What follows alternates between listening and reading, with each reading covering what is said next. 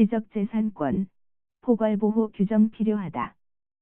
지식재산권법상의 명확한 보호대상 범위에 속하지 못하는 일련의 무형의 지식재산 등에 대한 실효성 있는 보호가 항상 논란이 되어왔다. 예를 들어 최근에 도입된 크라우드 펀딩에서 펀딩을 받기 위해 공개해야 할 지식재산, 즉 지식재산권으로의 등록 절차를 앞둔 독창성을 가진 아이디어가 무단 도용되는 것을 방지하기 위해 이를 보호할 법제도의 필요성이 제기됐다. 이를 위해 미국 등의 경우에는 일정한 요건 하에서 아이디어를 보호하는 별도의 법이 한때 제정되기도 했다. 다만 기본적으로 지식재산권법은 아이디어와 표현을 구분해 전자는 대중의 공유의 영역으로 후자는 배타적인 보호 영역으로 구분해왔기 때문에 경계 영역에 있는 무형의 자산을 어떻게 보호할 것인지는 중요하지만 결코 쉽지 않은 문제다. 각국의 입법례는 다양하다. 독일의 경우는 부정경쟁방지법의 명문으로 폭괄적으로 보호하는 일반 규정을 두고 있다.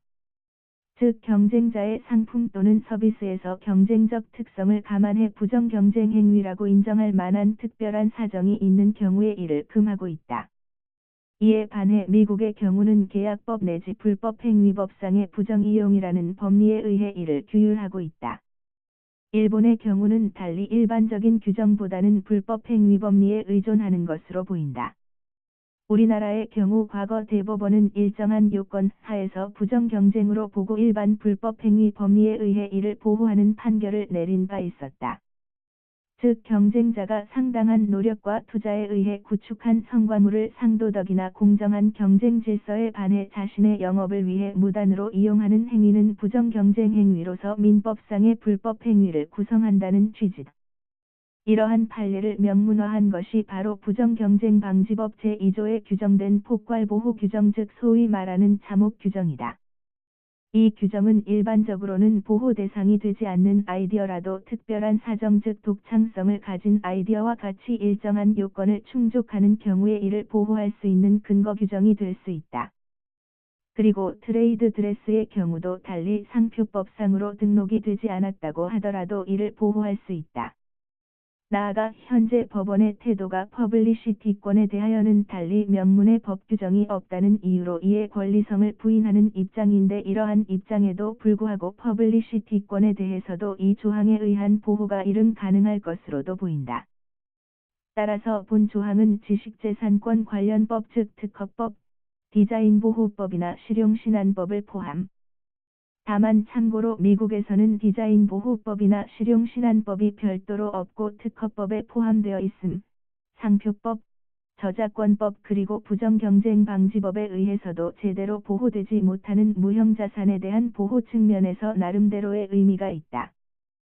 따라서 가능하다면 차제의 트레이드 드레스와 퍼블리시티 등에 대한 개념 등도 부정경쟁방지법이나 기타 관련 법 규정 등의 이를 명문화함으로써 그 보호 대상과 범위 등을 좀 더 명확하게 규정할 필요가 있다.